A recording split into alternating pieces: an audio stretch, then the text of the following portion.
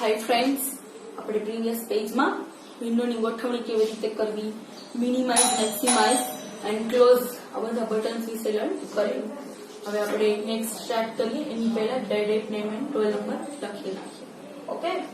Number 2 first હતું cascade Windows. તો એમાં એક કામ ધોધ હોય એવી રીતે એક પર બીજી પર ત્રીજી અંશતઃ ઢંકાય છે એવી રીતે ગોઠવવાની છે. પછી છે ટાઇટલ વિન્ડોઝ હોરિઝોન્ટલી. આ વિકલ્પની મદદથી બધી જ વિન્ડો એક પછી એક એવી રીતે ગોઠવાય છે કે જેથી એક વિન્ડો દ્વારા બીજી વિન્ડો ઢંકાઈ જાય અને દરેક વિન્ડોને સ્ક્રીનની લંબાઈ સુધી લંબાવવામાં આવે છે. કેવી રીતે એક વિન્ડો દ્વારા બીજી વિન્ડો ઢંકાઈ ન જવી જોઈએ અને દરેક વિન્ડોને હોરિઝોન્ટલ એટલે કે આડું, તો કે સ્ક્રીનની જે લંબાઈ છે એના સુધી લંબાવવામાં આવે છે.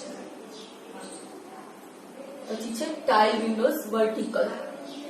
તો એમાં શું કરવામાં આવે? વર્ટિકલ એટલે upside and down side, upside સુધી લંબાવવામાં આવે. આ વિકલ્પની મદદથી બધી જ વિન્ડોને એક પછી એક એવી રીતે ગોઠવાય છે કે જેથી એક વિન્ડો વડે બીજી વિન્ડો ઢંકાઈ જાય નહીં અને બધી જ વિન્ડો સ્ક્રીનને ઊંચાઈ સુધી લંબાવવામાં આવે છે. શું થાય આમાં? હોરિઝોન્ટલમાં શું હતું તો કે ઢંકાઈ ન જાય એનું ધ્યાન રાખવાનું ને લંબાઈમાં એને ગોઠવવાની. અને આમાં કેવી રીતે તો કે ઊંચાઈ સુધી આમ ઊભી. પછી છે ડેસ્કટોપ પર આઇકનની ગોઠવણી. આપણે આપણી પસંદગી પ્રમાણે ડેસ્કટોપ પર રહેલ આઇકનના સ્થાન બદલી શકીએ છીએ. અહીં આઇકોનની ગોઠવણ બે રીતે કરી શકે છે. આપણે આપણી પસંદગી પ્રમાણે આઇકોનના સ્થાન આપણે ચેન્જ કરી શકીએ છીએ. ફર્સ્ટ છે આઇકોન્સની આપણી જાતે ગોઠવણી કરવી અને સેકન્ડ છે વિન્ડોઝને આપોઆપ ગોઠવણી કરવા માટે કહેવું. ફર્સ્ટ આઇકોનની આપણી જાતે જ ગોઠવણી કરવા માટે ડેસ્કટોપ પર રાઈટ ક્લિક કરતા જોવા મળતા પુલ ડાઉન મેનુમાં ઓટો અરેન્જ વિકલ્પની ડાબી બાજુ ખરાની નિશાની છે કે નહીં તે વિકલ્પ પર ક્લિક કરી ઓટો અરેન્જ વિકલ્પને ઓફ કર્યા બાદ ડેસ્કટોપના કોઈ પણ આઇકોન્સને યોગ્ય જગ્યાએ ગોઠવવું. શું છે આપણી જાતે આપણે આઇકોનને ગોઠવવા છે તો શું કરવાનું? ડેસ્કટોપ પર રાઈટ ક્લિક કરવાનું. રાઈટ ક્લિક કરતા પુલ ડાઉન એવું મેનુ ઓપન થશે અને અંદર ઓટો અરેન્જ વિકલ્પ જે છે ઓપ્શન એ ઓપન થશે. એમાં રાઈટ લેફ્ટ સાઈડ ખરાની નિશાની છે કે નહીં એ તપાસવાનું. જો એ નિશાની હોય તો એ વિકલ્પ પર ક્લિક કરવાનું. એ નિશાની એટલે એ ઓટો ઓરેન્જ ઓપ્શનને ઓફ કરી નાખવાનું અને ત્યારબાદ ડેસ્કટોપના કોઈ પણ આઇકન્સને યોગ્ય જગ્યાએ આપણે ખસેડી શકીએ. જો આવી રીતનો ઓપ્શન હોય, ઓન હોય તો આપણે આપણી રીતે કરી શકતા નથી. પછી છે વિન્ડોઝને આપોઆપ આઇકન્સની ગોઠવણી કરવા માટે ડેસ્કટોપ પર રાઈટ ક્લિક કરતા જોવા મળતા પુલ ડાઉન મેનુમાં ઓટો ઓરેન્જ વિકલ્પની આગળ ખરાની નિશાની હોય તો વિન્ડોઝ આઇકોન એક વચ્ચે એક સરખી જગ્યા રાખી આપોઆપ ગોઠવણ કરે છે. આપોઆપ ગોઠવણમાં શું હોય તો કે રાઈટ ક્લિક કરવાનું, પુલ ડાઉન મેનુ ઓપન કરવાનું, ઓટો ઓરેન્જ. જો આમ ખરાની નિશાની હોય તો એક સરખી યોગ્ય પ્લેસ રાખી અને આપોઆપ એ ગોઠવણી કરે છે.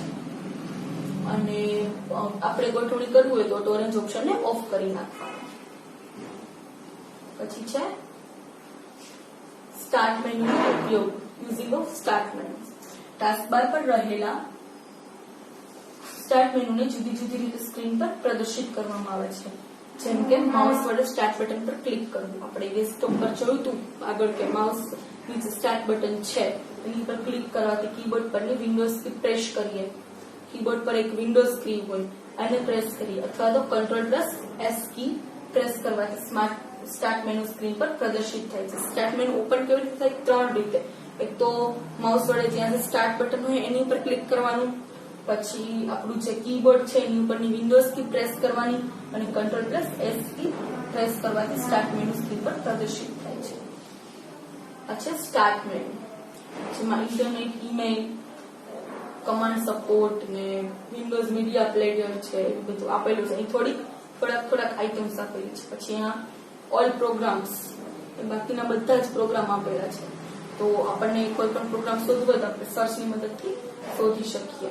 માય ડોક્યુમેન્ટ્સ, માય રિસન્ટ ડોક્યુમેન્ટમાં તમે હમણાં લાસ્ટમાં જે ફાઇલ્સ ઓપન કરી હોય છે, જે વિન્ડો ઓપન કરી હોય એ તમને જોવા મળે છે. ફર્સ્ટ છે પ્રોગ્રામ કે ફાઇલ ઓપન કરવા. સ્ટાર્ટ મેનુ દ્વારા શું શું કામ કરી શકાય છે એનું આ લિસ્ટ છે. તો ફર્સ્ટ છે પ્રોગ્રામ કે ફાઇલ ઓપન કરવા. જેમ કે આપણે my Windows media player open કરવું છે તો આપણે એની ઉપર માઉસ લઈ જઈએ અને ક્લિક કરીએ એટલે એ ઓપન થશે. કંટ્રોલ પેનલ દ્વારા આપણી જરૂરિયાત મુજબ સિસ્ટમના સેટિંગ્સ કરવા. હેલ્પ એન્ડ સપોર્ટ વિકલ્પ દ્વારા વિન્ડોઝ XP ના જુદા જુદા વિષયોની મદદ મેળવવા. આ હેલ્પ એન્ડ સપોર્ટ છે એને આપણે ઓપન કરીશું એટલે વિન્ડોઝ XP ના અલગ અલગ સબ્જેક્ટ છે એમાં અલગ અલગ જે ઇન્ફોર્મેશન છે, ડેટા છે, એની આપણને હેલ્પ મળી જશે. સર્ચ એટલે કમ્પ્યુટર અથવા ઇન્ટરનેટ પરથી કોઈ પણ આઇટમની શોધ કરવી. એટલે સર્ચ છે એની પર જઈ અને આપણે કમ્પ્યુટર પર કોઈ પણ જગ્યાએ કોઈ ફાઇલ હોય આપણને મળતી ન હોય તો ત્યાંથી ઇન્ટરનેટ ઉપરથી આપણે કઈ વસ્તુ ફાઇન્ડ કરવું છે તો એના માટે આપણે સર્ચનો યુઝ કરી શકીએ છીએ. સ્ટાર્ટ બટન પર ક્લિક કરતા એક ફિશ મેનુ જોવા મળે છે. તેમાં બે વિભાગ, બે પેન્સ, જેમાં log off, shut down, all programs, run, search વગેરે વિકલ્પોની યાદી જોવા મળે છે. શટડાઉન દ્વારા શું થાય, કમ્પ્યુટરને આપણે બંધ કરી શકીએ છીએ. તેવી જ રીતે રન વિકલ્પ દ્વારા કોઈ પણ એક પ્રોગ્રામને અમલમાં કરી શકાય છે જેનું નામ આપણે જાણતા હોઈએ. અહીં સ્ટાર્ટ મેનુની ડાબી બાજુએ ઓલ પ્રોગ્રામ વિકલ્પ સિલેક્ટ કરતા એક સબ મેનુ પ્રદર્શિત કરે છે જેમાં સામાન્ય રીતે કમ્પ્યુટરમાં ઇન્સ્ટોલ કરેલ પ્રોગ્રામનો સમાવેશ થાય છે. ઓલ પ્રોગ્રામ પર વિકલ્પ સિલેક્ટ કરીએ એટલે શું થાય, સબ મેનુ આવે અને એમાં શું હોય, આપણે કમ્પ્યુટરમાં જે વસ્તુ ઇન્સ્ટોલ કરેલું હોય તે પ્રોગ્રામ ઓપન થાય છે. તેમાં કેટલાક વિકલ્પની જમણી બાજુએ આવા રીતનું તીરનું નિશાન છે. એનો અર્થ છે કે આ વિકલ્પ ગૌણ મેનુ ધરાવે છે. તેમાં બીજા વિકલ્પ ઉપલબ્ધ છે. જો ઓલ પ્રોગ્રામ્સ છે અને ઓલ પ્રોગ્રામ ઉપર ક્લિક કરવું એટલે આ બીજો સબ મેનુ ઓપન જેમાં માય રિસેન્ટ ડોક્યુમેન્ટમાં અહીંયા જે નીચે એરો તીર દર્શાવ્યું હતું એવું દર્શાય છે. તો એની ઉપર ક્લિક કરીશું તો એની બાજુમાં સબ મેનુ, એ સબ મેનુમાં શું હશે તો અલગ અલગ જે આપણે લાસ્ટમાં જે ઓપન કરેલી બધા ફોલ્ડર, બધી વિન્ડો એની ઇન્ફોર્મેશન હશે. હવે આપણે સ્ટાર્ટ મેનુના ઉપયોગ દ્વારા કેલ્ક્યુલેટર પ્રોગ્રામ ચાલુ કરીએ. આ પ્રોગ્રામ દ્વારા આપણે કોઈ પણ પ્રકારની ગણતરીઓ કરી શકીએ છીએ. સામાન્ય રીતે વિન્ડોઝ ચાલક પદ્ધતિમાં બે પ્રકારના કેલ્ક્યુલેટર જોવા મળે છે, સ્ટેન્ડર્ડ એન્ડ સાયન્ટિફિક. બે પ્રકારના કમ્પ્યુટર. આપણે હવે શું ઓપન કરવાનું છે, સ્ટાર્ટ મેનુના ઉપયોગથી કેલ્ક્યુલેટર. ને કેટલા પ્રકારના કેલ્ક્યુલેટર હોય છે, standard and scientific. Okay, thank you.